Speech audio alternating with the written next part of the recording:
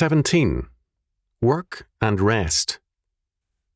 It should by now be apparent that work and the Sabbath have an essential relationship. The Ten Commandments have only one reference to work, and this is in the Sabbath law. Remember the Sabbath day to keep it holy. 6 days shalt thou labour and do all thy work.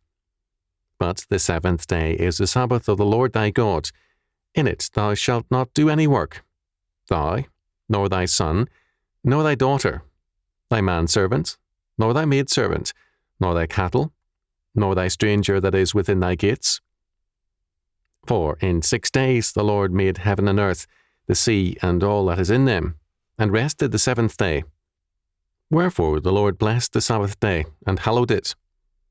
Exodus chapter 20, verses 8 to 11. According to Casuto, this law has as its primary purpose to recognize and attest that the Lord is the creator of the world. In verse 11, the creation foundation is set forth. God governs the use of our time because He is the creator of time and the universe.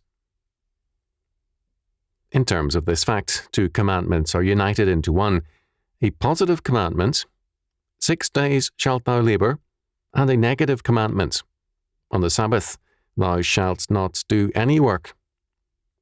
Only in 2 of the 10 commandments is there a positive fact. In this, and in the requirement to honour one's father and mother. The positive note is thus associated with the Sabbath and the family. We are also commanded to hallow the Sabbath, to keep it sacred. What God's covenant people must do is to do what God has already done. He has worked and rested. God created the universe in 6 days. Man has a duty to work 6 days weekly in order to establish God's dominion over all things. His weekly rest is a forerunner of the eternal rest in the new creation. Hebrews chapter 4. Moreover, as Childs notes, the command to hallow it, the Sabbath, is not identified simply with not working or resting, but over and above both these is the positive action of making it holy. The Sabbath is tied to creation, to God's work, and therefore to our work. In Deuteronomy chapter 5, verses 12 to 15, it is also tied to God's work of redemption. The work of the redeemed is sanctifying to man and the universe.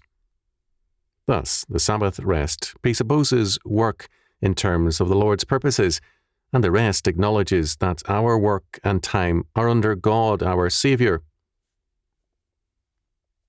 The rest is total trust, because God is the total creator.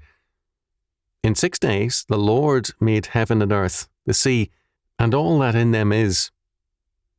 We are specifically told that God made all things in 6 days.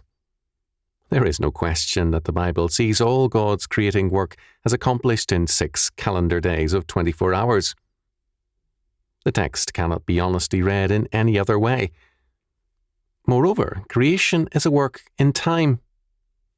God could have brought all creation into being in a second, but He chose to do it in 6 days, in time. We are temporal creatures, as is all creation. Because man listened to the tempter's program of self-created divinity for man, Genesis chapter 3 verses 1 to 5, he began also to despise time and to seek eternity. Even the humanistic scholars who deny God and eternity in favour of time and history, all the same, seek to arrest time and history in favour of a man-made eternal order, the Great Society or community, the dictatorship of the proletariat, and so on. God, however, created in time and then doubly honours time and history with the incarnation of God the Son. It is a serious error, thus, to separate the days of work from the days of rest. Making the Sabbath holy requires work under God on the preceding days. This means that a leisure society has no Sabbath because work under God is the foundation of rest in the Lord. Rest is inseparable from the dominion mandate, as Craigie noted. To rest on the Sabbath day was to remember that man, as a part of God's created order, was totally dependent on the Creator. Man's divinely appointed task to have dominion over the created order, Genesis chapter 1, verse 26, carried with it also the privilege of sharing in God's rest. The Exodus, too, was a type of creation, and thus forms an analogy to the creation account in Genesis. The Exodus was the creation of a new people, and thus Deuteronomy chapter 5, verses 12 to 15, cites the deliverance from Egypt, Israel's redemption, as a form of creation. The day of resurrection is the Christian's day of creation, the beginning of a new creation in Christ. 1 Corinthians chapter 15, verse 20. We who are born again, who are made a new creation in Christ, 2 Corinthians chapter 5, verse 17, Galatians chapter 6, verse 15, are, like the original man, commanded to subdue the earth and to exercise dominion over it. Genesis chapter 1, verses 26 to 28. The Sabbath rest, thus, presupposes dominion work. Where there is no dominion work, there is no Sabbath rest. It is in this context that we must understand our Lord's words in Mark chapter 2, verses 27 to 28. And he said unto them, The Sabbath was made for man, and not man for the Sabbath. Therefore the Son of Man is Lord also of the Sabbath. This is in answer to the Pharisees, who criticized the disciples' conduct on the Sabbath. Our Lord cites the example of David, who ate the showbread normally reserved for priests.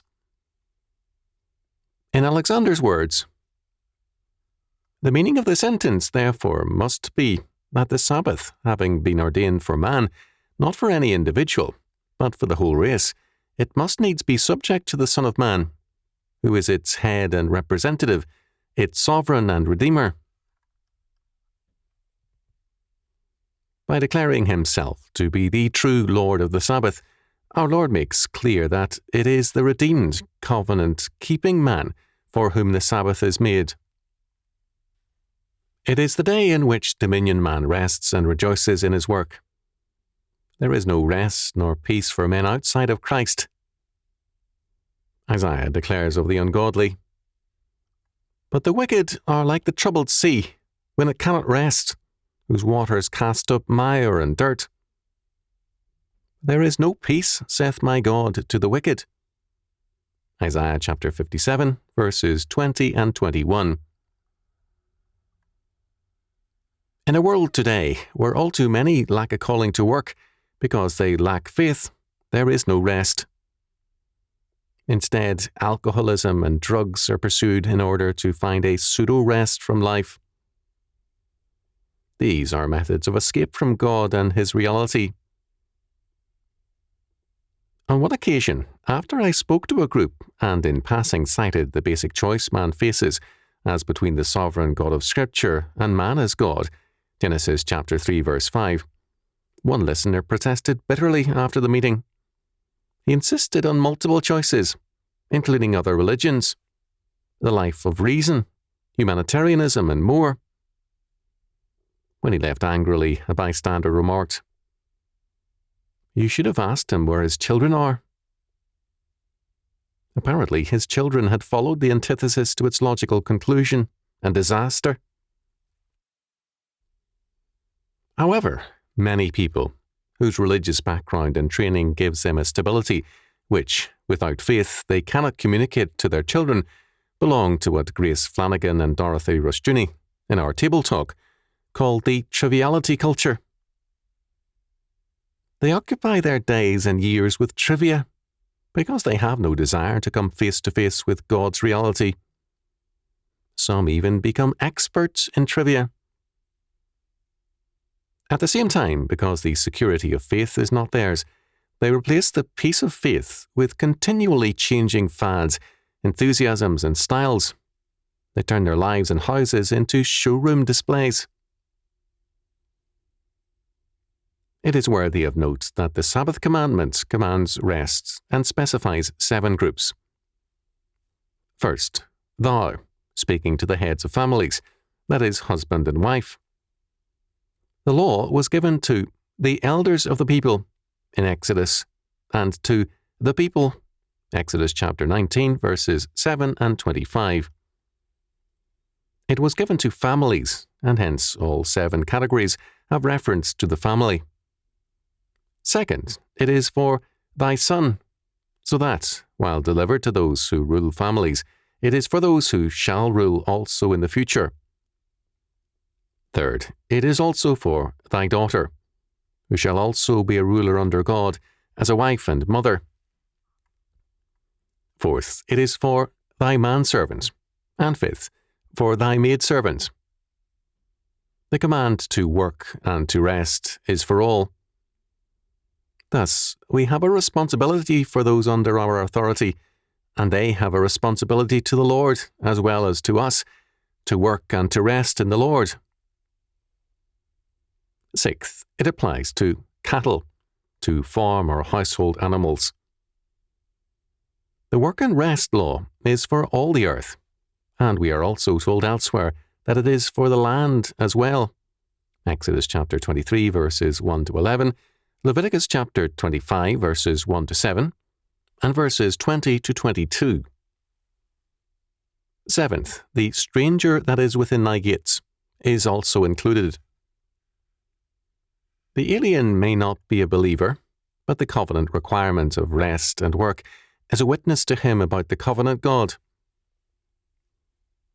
The fact that thou includes the wife is apparent in the inclusion of maidservants. The primary attachment of a maidservant was to the mistress of the house, as is clear from Psalm 123 verse 2, Isaiah chapter 24 verse 2, and Proverbs chapter 30 verse 23. This needs noting because one commentator has stated that the wife is excluded from rest on the Sabbath. Covenant work and covenant rest go together and are inseparable. In Leviticus chapter 26 and Deuteronomy chapter 28, covenant faithfulness means fertility and productivity with rest in the Lord, whereas the departure from covenant obligations means radical judgment. Finally, if men will not work and rest in the covenant of God, the land will be given a rest by God, and man destroyed or carried away. The land also shall be left of them, and shall enjoy her Sabbaths, while she lieth desolate without them. Leviticus chapter 26, verse 43.